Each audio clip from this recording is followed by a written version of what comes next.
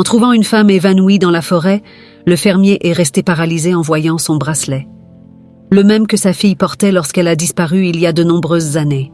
La vie à la ferme des Alvarez était paisible et sereine.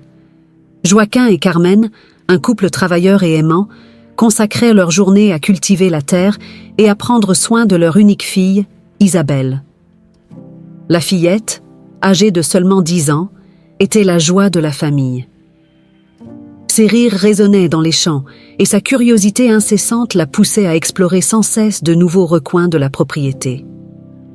Par une matinée ensoleillée de printemps, Isabelle demanda la permission à ses parents d'aller se promener dans la forêt voisine. Carmen, toujours prudente, avertit « Ne t'éloigne pas trop, Isabelle. Reste où nous pouvons entendre ton appel. » Isabelle, avec son sourire captivant, promit d'obéir et courut vers les arbres, accompagnée de son fidèle chien, Max. Les heures passèrent et la tranquillité du jour fit place à l'inquiétude. Quand le soleil commença à se coucher, Joaquin appela Isabelle, mais n'obtint pas de réponse. Carmen, sentant un frisson dans le dos, commença à parcourir les environs de la maison, appelant sa fille par son nom. « Isabelle! Isabelle !» Le silence qui suivit fut assourdissant. Le désespoir s'empara des parents. Joaquin courut au village voisin chercher de l'aide.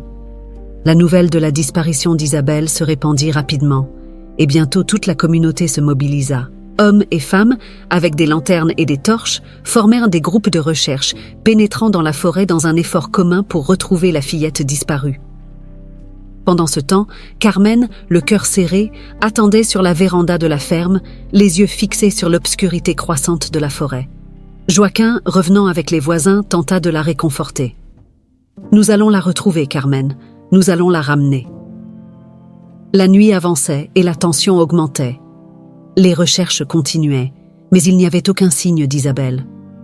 Joaquin et Carmen restaient fermes, mais la peur et l'angoisse étaient palpables. Les voisins tentèrent de les encourager, mais les heures s'éternisaient, sans nouvelles. Soudain, un cri d'un des chercheurs brisa le silence de la nuit. « J'ai trouvé quelque chose !» Tout le monde courut en direction du son. Sur le sol de la forêt, près d'un ruisseau, se trouvait le ruban bleu qu'Isabelle portait dans les cheveux. Carmen tomba à genoux, tenant le ruban comme si sa vie en dépendait. Joaquin la serra fort, essayant de lui offrir un peu de réconfort. La découverte du ruban apporta un mélange d'espoir et de terreur. La communauté redoubla d'efforts, mais l'obscurité rendait la recherche encore plus difficile. Les minutes se transformaient en heures, et la fatigue commençait à se faire sentir parmi les chercheurs. Cependant, personne n'était prêt à abandonner. Pendant ce temps, dans les profondeurs de la forêt, une silhouette mystérieuse observait tout à distance. Ses yeux brillaient dans l'obscurité, suivant chaque mouvement des chercheurs.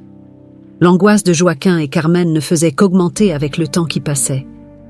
Les premiers rayons de soleil commencèrent à poindre à l'horizon, apportant un nouveau jour, mais l'espoir de retrouver Isabelle semblait de plus en plus lointain. La communauté, épuisée, commença à se disperser, mais Joaquin et Carmen décidèrent de continuer, refusant d'abandonner la recherche de leur fille. « Continuons, Carmen. Nous ne pouvons pas nous arrêter maintenant, » dit Joaquin déterminé. Et ainsi, tandis que la forêt s'éveillait à la lumière du matin, les parents d'Isabelle continuaient à la chercher, poussés par l'amour inconditionnel et l'espoir que, quelque part, leur fille attendait encore d'être secourue. La vie à la ferme des Alvarez ne fut jamais plus la même depuis la disparition d'Isabelle. 10 ans passèrent, mais la douleur restait une compagne constante pour Joaquin et Carmen. Chaque matin, un nouvel espoir surgissait, seulement pour être écrasé par le coucher du soleil sans aucun signe de leur chère fille. La ferme continuait de prospérer, grâce au dévouement infatigable de Joaquin et Carmen, mais le vide laissé par Isabelle ne put jamais être comblé. Le couple maintenait la routine de prendre soin des champs et des animaux, mais dans chaque recoin de la propriété, le souvenir d'Isabelle était présent. La balançoire où elle aimait jouer pendait toujours du vieil arbre, désormais plus une relique du passé qu'un objet de divertissement. Chaque année, le jour de la disparition d'Isabelle, Joaquin et Carmen organisaient une veillée en sa mémoire. Amis, voisins et habitants du village se réunissaient à la ferme pour rendre hommage et renouveler l'espoir de la revoir un jour. Les bougies allumées illuminaient la nuit, et les prières se mêlaient au chant des grillons et au vent dans les arbres. Cette nuit-là, Joaquin, tenant une bougie, regarda Carmen et dit d'une voix tremblante « Elle est encore vivante, Carmen. Je le sens. » Carmen, tenant le ruban bleu trouvé dans la forêt il y a 10 ans, acquiesça simplement. La douleur dans ses yeux reflétait la même détermination que celle de Joaquin. La communauté n'avait jamais cessé de soutenir le couple. Pendant la veillée, des câlins et des mots de réconfort étaient offerts. Doña Guadalupe, l'une des voisines les plus anciennes, s'approcha de Carmen et l'embrassa. « Isabelle était comme une petite fille pour moi. Je ne perdrai jamais l'espoir qu'elle revienne. » Malgré le soutien, la nostalgie était un fardeau lourd. Joaquin passait de longues heures sur la véranda, regardant la forêt qui avait englouti sa fille. Carmen, quant à elle, gardait la chambre d'Isabelle intacte, comme si à tout moment la fillette pouvait revenir en courant dans ses bras. Tous les jours, elle nettoyait et rangeait la chambre, maintenant tout exactement comme Isabelle l'aimait. La vie à la ferme continuait, mais marquée par cette absence douloureuse. Max, le vieux chien, désormais aveugle et sourd, errait toujours sur la propriété, comme s'il cherchait aussi Isabelle.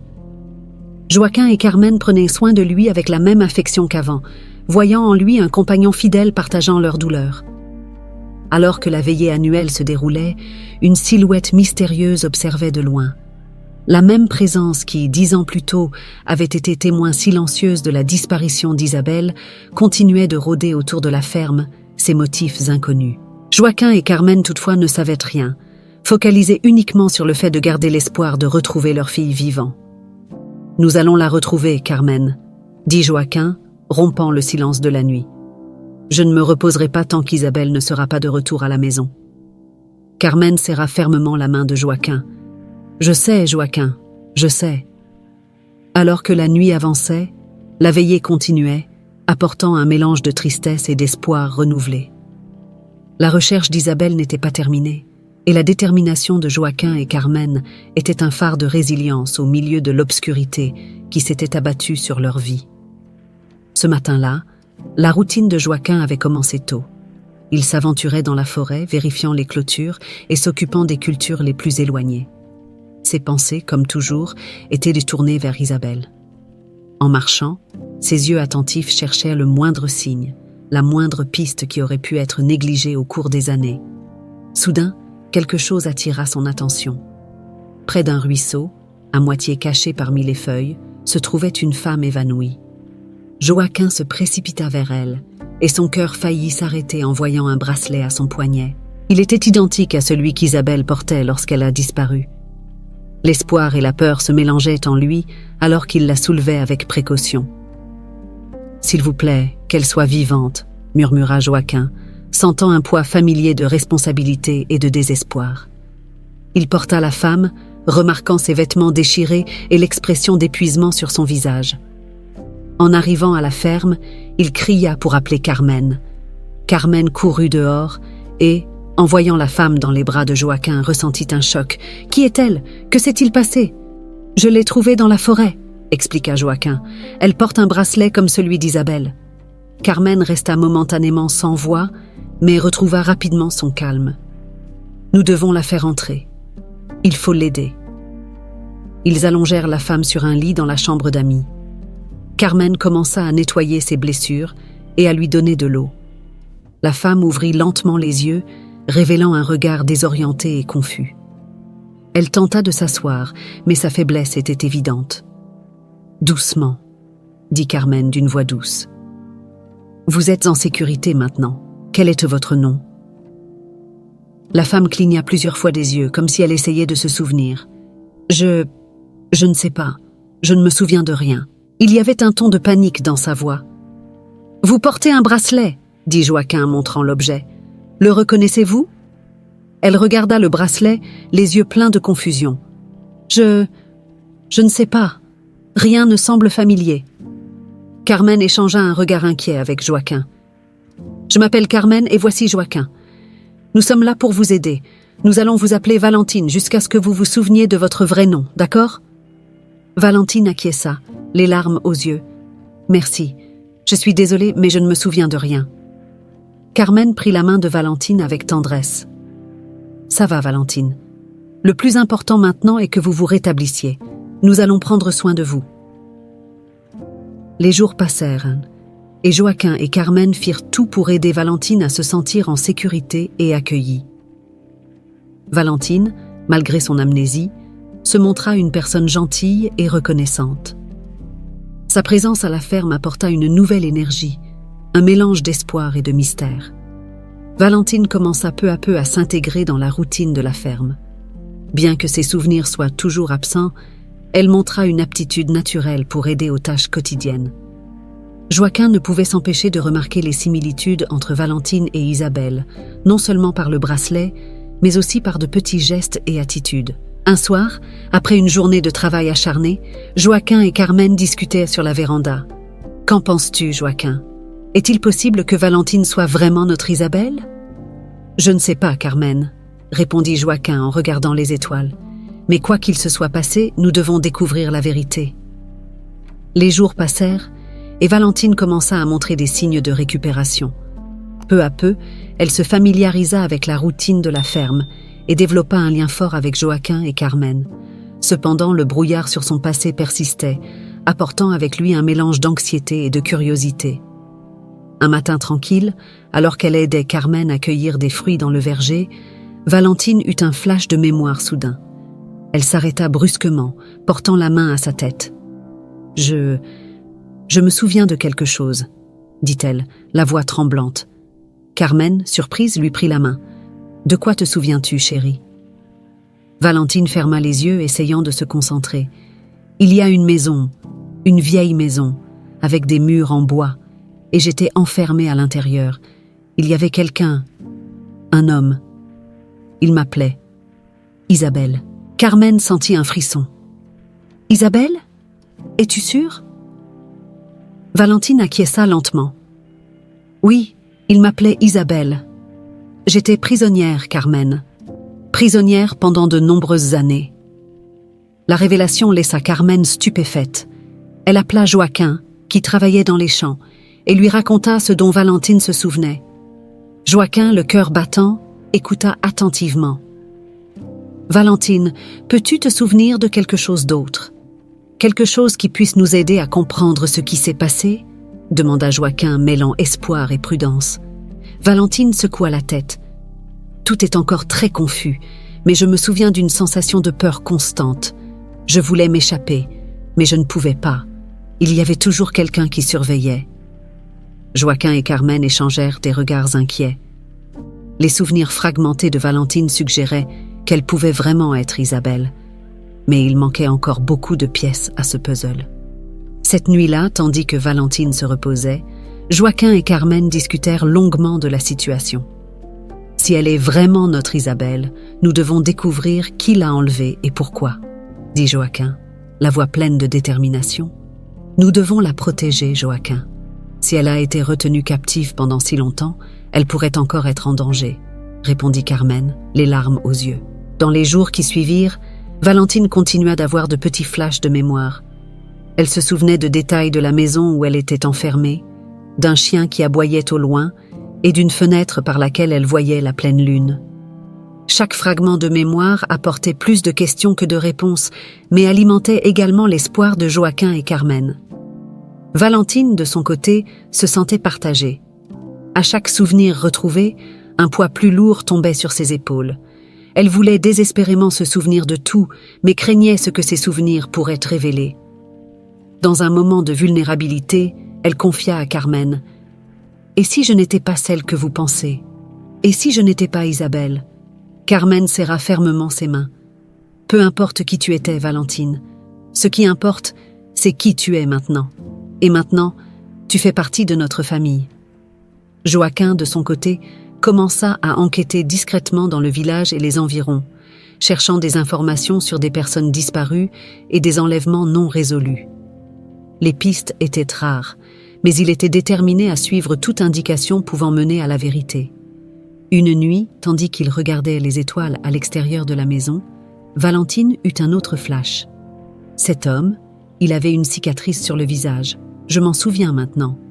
Joaquin et Carmen échangèrent un regard significatif. « C'est important, Valentine. Cela peut nous aider à identifier qui t'a fait ça, » dit Joaquin en notant l'information. Joaquin ne pouvait s'empêcher de penser à la possibilité que Valentine soit sa fille Isabelle. Chaque fragment de mémoire que Valentine retrouvait augmentait sa détermination à découvrir la vérité. Le bracelet était la seule piste tangible, et il décida de l'utiliser comme point de départ pour son enquête. Le lendemain matin, Joaquin se rendit en ville à la recherche de Marc, un détective à la retraite qui avait été d'une grande aide lors des premières recherches pour Isabelle. Marc était un homme de peu d'amis, mais Joaquin avait toujours eu confiance en lui pour son intégrité et sa capacité à résoudre des mystères.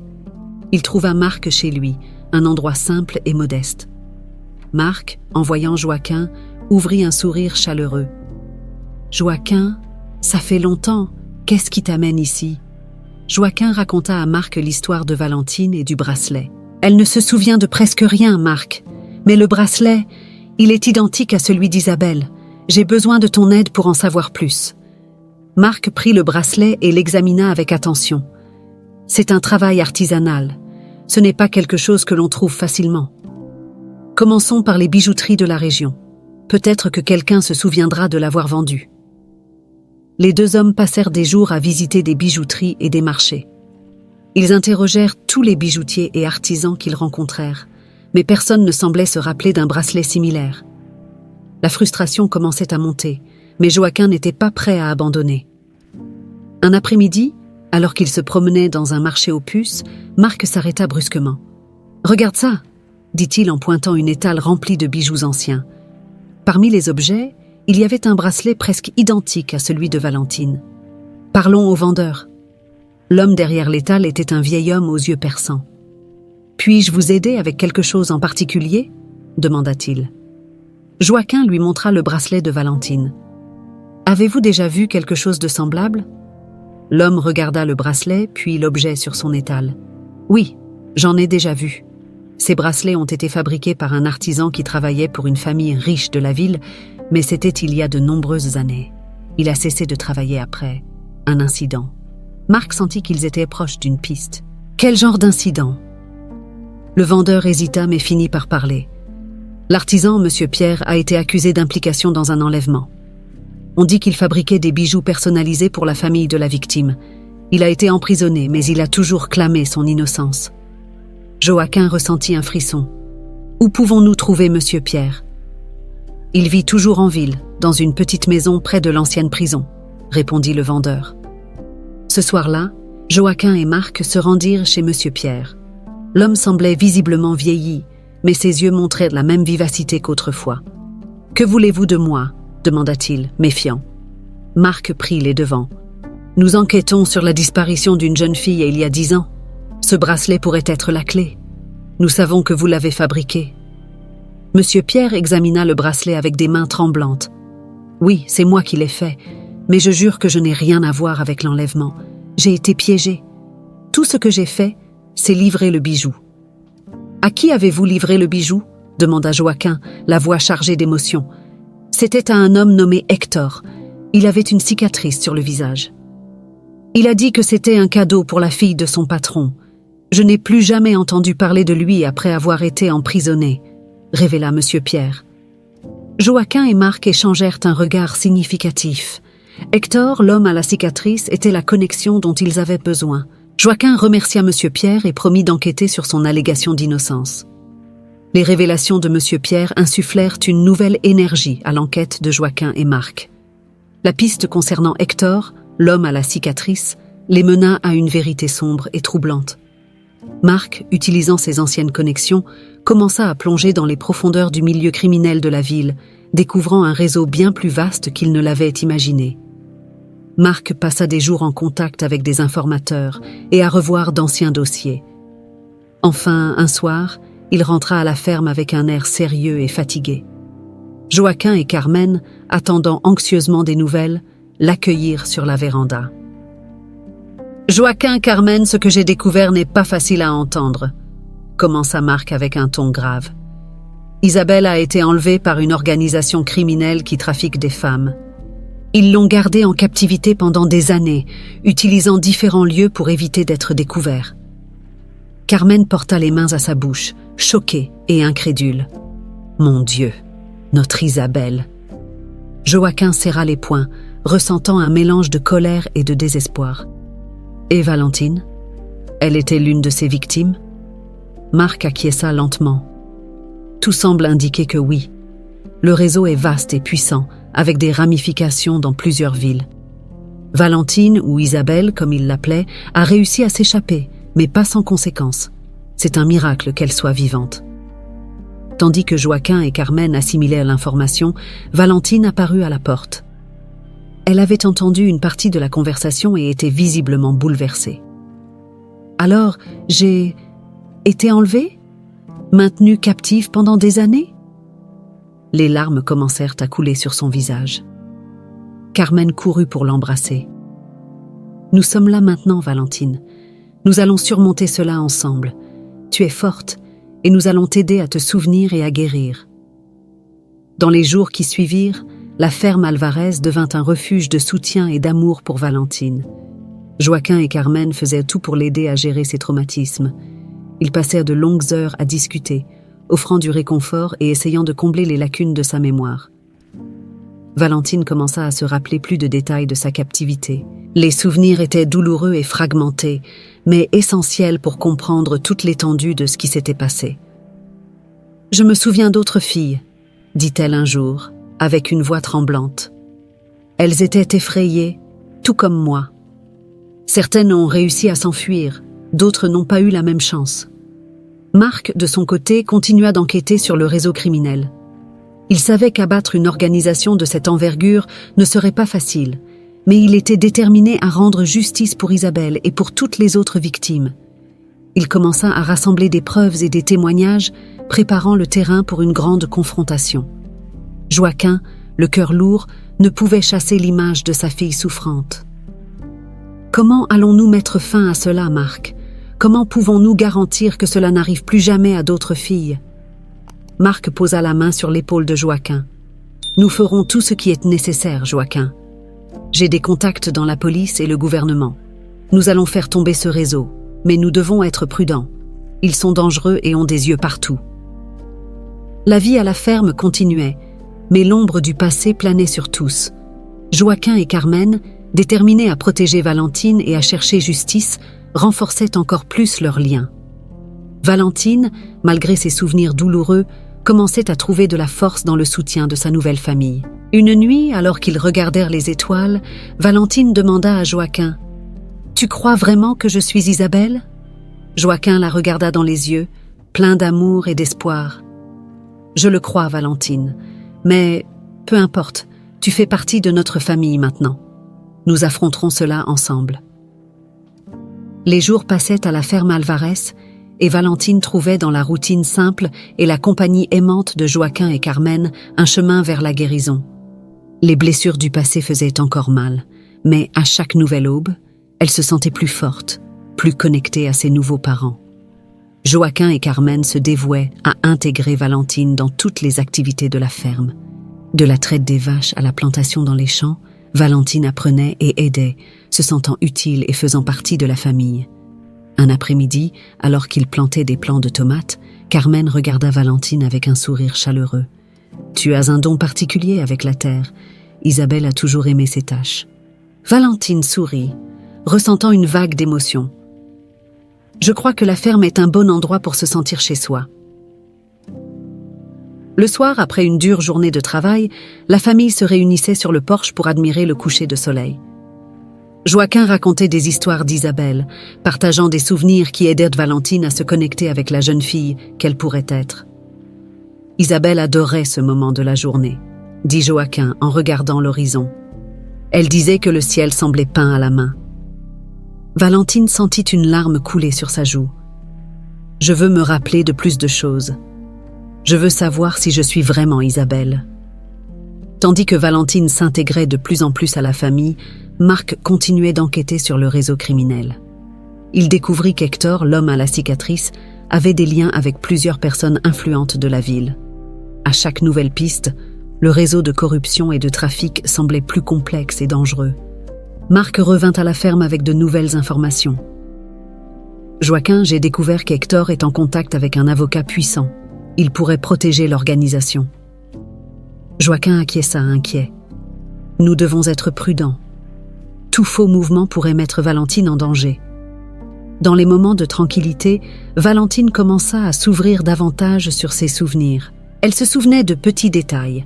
Une chanson que quelqu'un chantait pour la calmer, l'odeur des fleurs qui entraient par la fenêtre de son lieu de captivité et le sentiment de liberté quand elle s'était enfin échappée. Ces souvenirs sont douloureux, mais ils m'aident à comprendre qui je suis, dit Valentine à Carmen, tandis qu'elles marchèrent dans les champs. Je veux me rappeler de tout, même si ça fait mal. Carmen la prit dans ses bras. Tu es forte, Valentine, et tu n'es pas seule. Nous sommes là pour toi. Chaque jour, les liens entre Valentine, Joaquin et Carmen se renforçaient. Ils la considéraient non seulement comme une fille, mais comme quelqu'un qui avait apporté un nouvel espoir et un nouveau but à leur vie. Valentine, quant à elle, trouvait dans la ferme un sanctuaire, un endroit où elle pouvait être elle-même et commencer à reconstruire sa vie. Pendant ce temps, Marc intensifiait ses enquêtes. Il réussit à organiser une rencontre secrète avec un ancien membre de l'organisation, espérant obtenir des informations cruciales pour démanteler le réseau. Joaquin et Carmen savèrent que la bataille ne faisait que commencer, mais ils étaient déterminés à protéger Valentine et à rendre justice à toutes les victimes. Un soir, Valentine rejoignit Joaquin sur le porche, regardant les étoiles. « À quoi penses-tu » demanda-t-elle en s'asseyant à ses côtés. « Je pense à combien la vie est imprévisible, à comment nous t'avons trouvé et à comment tu as apporté de la lumière dans nos vies, » répondit Joaquin en lui prenant la main. « Tu es notre fille, Valentine, que tu sois ou non Isabelle. » Valentine sourit, se sentant vraiment acceptée et aimée. « Merci, Joaquin. Merci pour tout. » Le temps passa, et tandis que la vie à la ferme suivait son cours, le besoin de réponses concrètes devint inévitable. Joaquin et Carmen, bien que profondément attachés à Valentine, savaient qu'ils avaient besoin d'une confirmation définitive sur son identité. C'est alors qu'ils décidèrent de réaliser un test ADN. L'idée surgit lors d'une conversation dans la cuisine. Carmen, les mains occupées à préparer le déjeuner, regarda Joaquin. « Nous devons savoir, Joaquin. Nous ne pouvons pas vivre avec ce doute pour toujours. » Joaquin acquiesça. « Tu as raison, Carmen. Nous allons faire le test. Valentine mérite de connaître la vérité, tout comme nous. » Valentine, informée de la décision, l'accepta avec maturité. « Je veux aussi savoir pour pouvoir avancer, quelle que soit la vérité. » Le test fut réalisé dans une clinique en ville. Valentine, Joaquin et Carmen y allèrent ensemble, la tension évidente sur leurs visages. L'attente des résultats fut angoissante, mais la famille resta unie, se soutenant mutuellement. Enfin, le jour de la révélation arriva. Ils se retrouvèrent à la clinique, où le médecin, avec une expression neutre, tenait une enveloppe entre ses mains. « J'ai les résultats du test ADN. Voulez-vous les entendre maintenant ?» Joaquin serra la main de Carmen. « Oui, s'il vous plaît, » répondit-il d'une voix tremblante. Le médecin ouvrit l'enveloppe et lut le résultat. Malheureusement, le test est négatif. Valentine n'est pas Isabelle. La salle resta dans un silence absolu. Carmen porta la main à sa bouche, les yeux remplis de larmes. Joaquin eut l'impression que le sol disparaissait sous ses pieds. Valentine, bien que préparée à tout résultat, ne put éviter le sentiment de vide que la nouvelle apporta. Carmen fut la première à se ressaisir. Elle prit Valentine dans ses bras avec force. « Peu importe ce que dit le test, tu es notre fille maintenant, Valentine. Nous t'aimons, et rien ne changera cela. » Joaquin, retenant ses larmes, l'embrassa aussi. « Carmen a raison. Tu as apporté de la lumière dans nos vies, et tu feras toujours partie de notre famille. » Valentine, émue, rendit leur étreinte. « Merci. Vous m'avez donné un foyer quand j'en avais le plus besoin. Je ne sais pas ce que je ferais sans vous. » Le retour à la ferme fut silencieux, mais l'union entre eux n'avait jamais été aussi forte. Même avec le résultat négatif, Joaquin et Carmen décidèrent de continuer à s'occuper de Valentine, comme ils l'avaient toujours fait. Elle était plus qu'une remplaçante pour Isabelle. Elle était une nouvelle fille, un nouvel espoir. Dans les jours qui suivirent, la ferme continua d'être un refuge de paix et d'amour. Valentine, déterminée à aller de l'avant, se consacra au travail à la ferme et au renforcement des liens avec Joaquin et Carmen. La décision de rester et de construire une vie ici était claire pour elle. Pendant ce temps, Marc ne cessa pas ses enquêtes. La révélation de l'ADN ne changeait pas la réalité sombre du réseau de trafic de femmes. Il savait qu'il y avait encore beaucoup à faire et était déterminé à démanteler l'organisation qui avait causé tant de souffrances. Un soir, après une longue journée de travail, la famille se réunit sur le porche, comme il le faisait toujours. Joaquin, regardant le ciel étoilé, réfléchit à l'avenir. La vie nous a apporté Valentine, et bien que la douleur de perdre Isabelle existe encore, nous devons aller de l'avant. Carmen acquiesça, tenant la main de Valentine. Oui, et nous le ferons ensemble. Valentine, se sentant plus forte et plus en sécurité que jamais, sourit à ses nouveaux parents. Merci pour tout. Nous affronterons ce qui viendra, ensemble. Les jours passaient à la ferme, et la révélation de l'ADN pesait encore sur les cœurs de tous. Cependant, la vie continuait, et Valentine, avec la force renouvelée par le soutien de Joaquin et Carmen, commença à se rappeler davantage de son passé. Un souvenir, en particulier, apporta une nouvelle lueur d'espoir. Alors qu'elle travaillait dans le jardin avec Carmen, Valentine s'arrêta soudain, une expression lointaine sur le visage. « Carmen, je me suis souvenue de quelque chose. Il y avait une autre jeune fille dans la captivité avec moi. Elle s'appelait Sophie. Elle portait aussi un bracelet comme le mien. » Carmen, surprise et pleine d'espoir, essuya ses mains sur son tablier et regarda fixement Valentine. « Sophie, raconte-moi plus, ma chère. Tout détail peut nous aider. » Valentine ferma les yeux, essayant de rassembler les fragments de mémoire. Elle était un peu plus âgée que moi. Je me souviens de comment elle me réconfortait dans les moments les plus difficiles. Elle disait que nous devions être fortes et qu'un jour nous nous échapperions. Sophie portait un bracelet similaire au mien, mais avec une inscription différente. Carmen réfléchit. Cela pourrait être une piste importante. Si nous trouvons Sophie, elle pourrait nous aider à mieux comprendre ce qui t'est arrivé, ainsi qu'à Isabelle. Lorsque Joaquin revint des champs, Carmen lui parla du nouveau souvenir de Valentine. Il fut enthousiasmé par la possibilité d'une nouvelle piste. « Nous devons enquêter là-dessus, Carmen. Sophie pourrait être la clé pour en savoir plus sur le réseau criminel et, qui sait, sur Isabelle. » Marc, toujours diligent dans ses enquêtes, fut immédiatement informé. Il commença à rechercher des dossiers de disparition et d'enlèvement pouvant correspondre à Sophie. La tâche n'était pas facile, car il y avait de nombreux cas non résolus, mais la description de Valentine lui donna un point de départ. Après quelques semaines de recherches intensives, Marc trouva une piste prometteuse. « Joaquin, je pense avoir trouvé quelque chose. Il y a un rapport concernant une jeune fille nommée Sophie qui a disparu il y a environ 15 ans. Ses parents ont signalé qu'elle portait un bracelet unique, très similaire à celui de Valentine. Joaquin et Carmen furent émus par la nouvelle. « Nous devons trouver ses parents ?» dit Joaquin, résolu.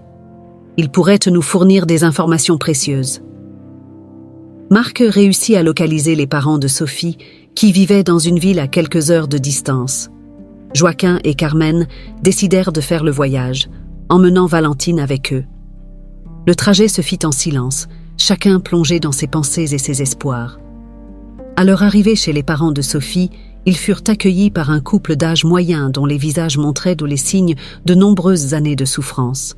« Nous sommes Joaquin et Carmen Alvarez. Voici Valentine.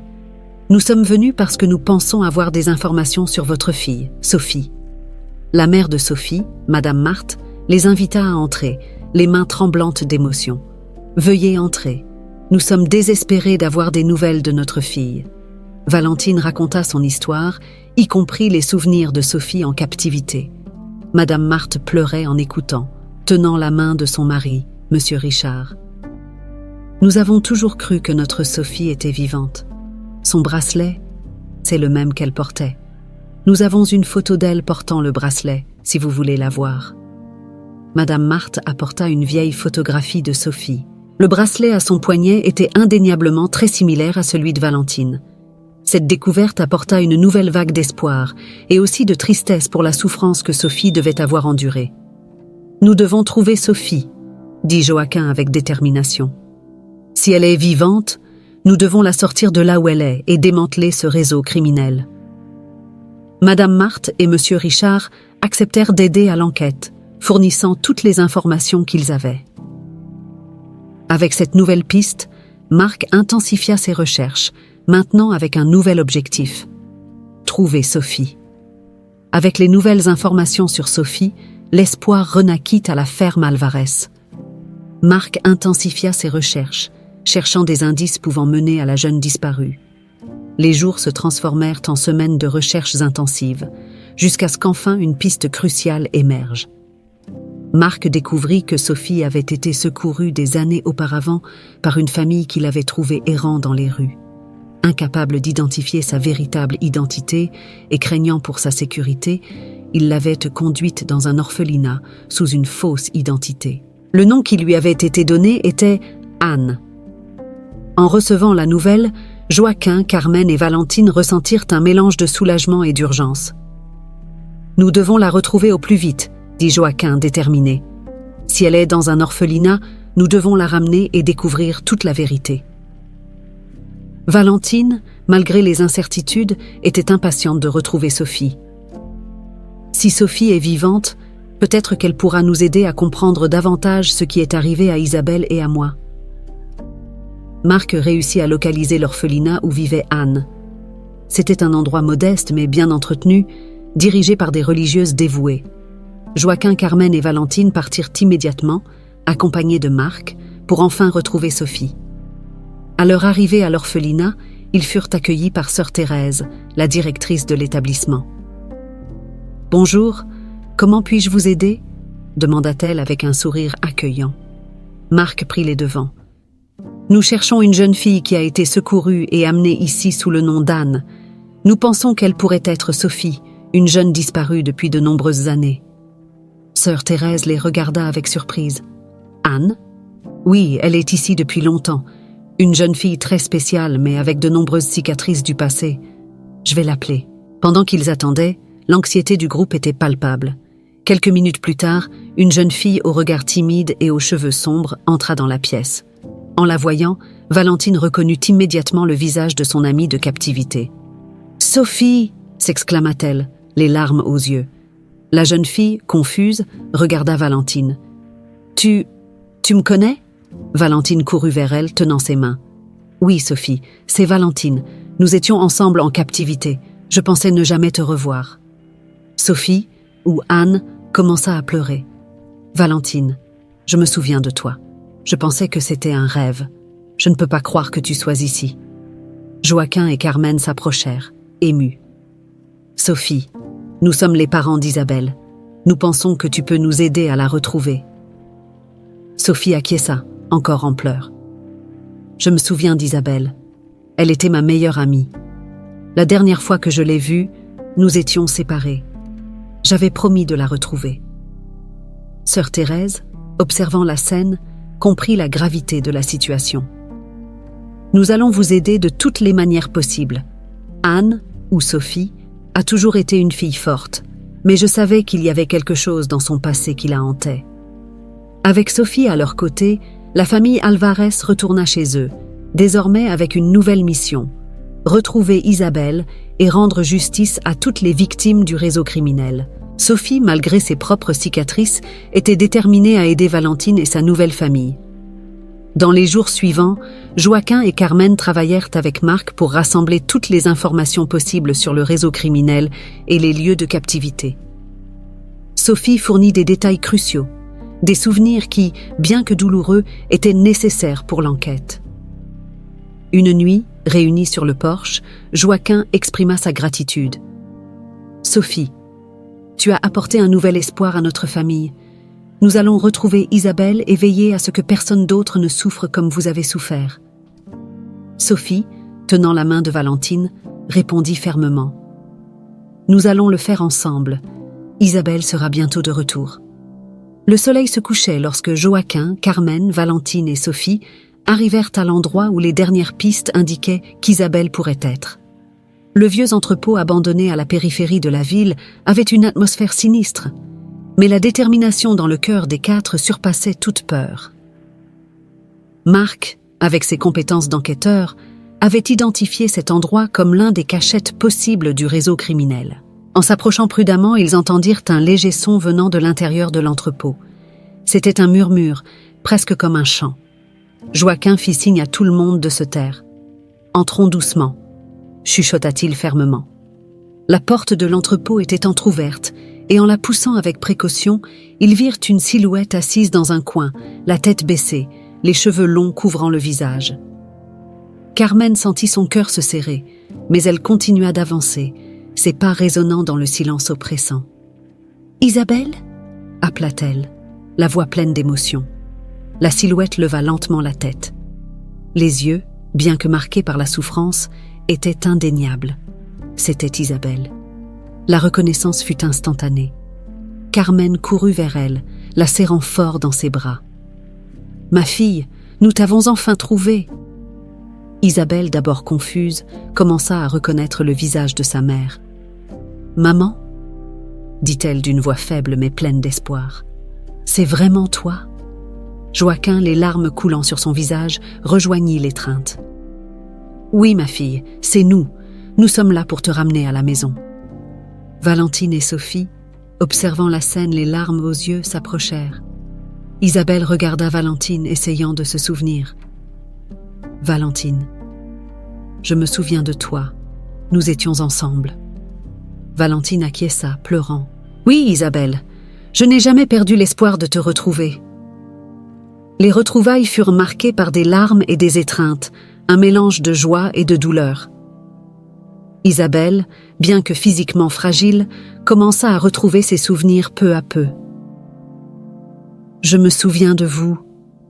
Je me souviens de la ferme, des jours heureux avant que tout cela n'arrive. » Avec Isabelle dans leurs bras, la famille quitta l'entrepôt.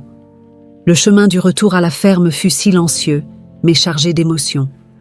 La présence d'Isabelle, bien que miraculeuse, apportait aussi la nécessité de guérir et de comprendre les années de souffrance qu'elle avait endurées. À leur arrivée à la ferme, Joaquin et Carmen conduisirent Isabelle directement à son ancienne chambre, maintenue exactement comme elle l'avait laissée. Isabelle regarda autour d'elle, les larmes coulant librement. « Tout est comme je me le rappelais. Vous n'avez jamais abandonné. »« Bien sûr que non, ma fille, » dit Joaquin en lui tenant la main. « Nous avons toujours su que tu reviendrais. » Dans les jours qui suivirent, Isabelle commença lentement à se rétablir, tant physiquement qu'émotionnellement. Elle et Valentine passèrent des heures à discuter, se remémorant les jours de captivité et trouvant du réconfort dans la présence l'une de l'autre. Sophie, désormais membre intégral de la famille, aidait Isabelle à reconstruire ses souvenirs heureux. Carmen et Joaquin, malgré les difficultés, étaient le plus déterminés que jamais à offrir un environnement d'amour et de sécurité à leur fille. La guérison sera un long processus, mais nous sommes ensemble dans cette épreuve, disait souvent Carmen en s'occupant d'Isabelle.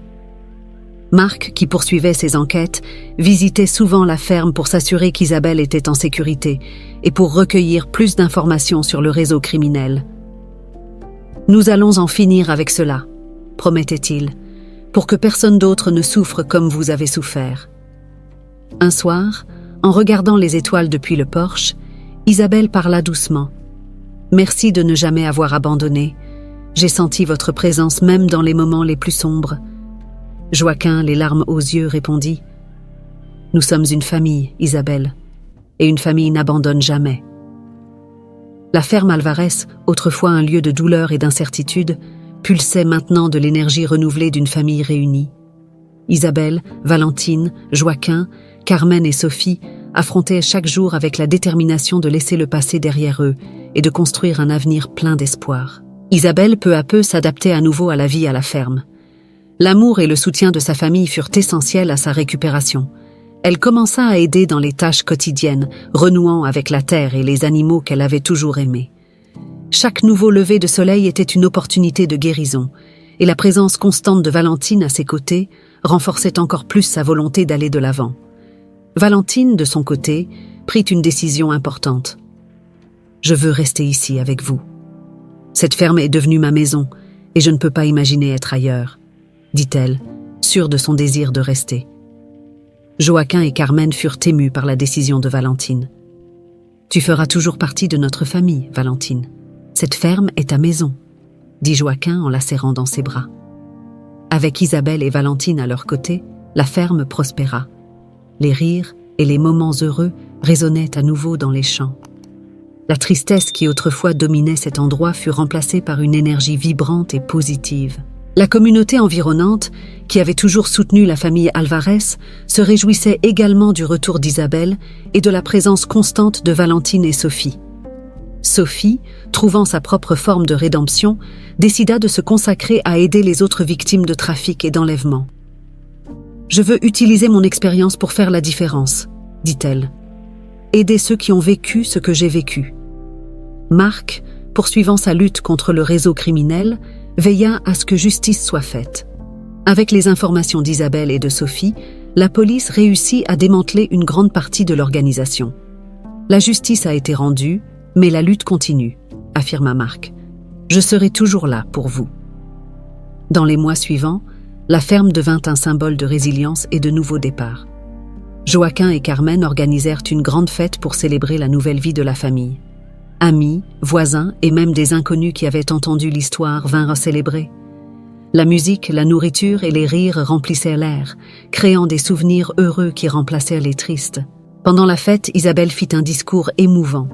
« Aujourd'hui, nous célébrons non seulement nos retrouvailles, mais aussi la force de l'amour et de l'espoir. Je remercie chacun d'entre vous de n'avoir jamais abandonné. C'est un nouveau départ pour nous tous. » Valentine, à ses côtés, ajouta « J'ai trouvé une famille et une maison ici. Je suis éternellement reconnaissante pour cela. Continuons à cultiver cet amour et à aider ceux qui ont encore besoin de rédemption. » Joaquin et Carmen, observant leur fille, se sentaient immensément fiers. La ferme qui, pendant tant de temps, avait été un lieu de deuil, était maintenant un refuge de bonheur et d'espoir. Alors que le soleil se couchait, baignant la ferme d'une lumière dorée, Joaquin et Carmen s'assirent sur le porche, main dans la main. « Nous avons réussi, Carmen. Nous avons ramené notre famille, et avec elle, notre bonheur. » Carmen sourit, une larme de joie coulant sur son visage. « Oui, Joaquin, et ce n'est que le début de nombreuses bonnes choses à venir. »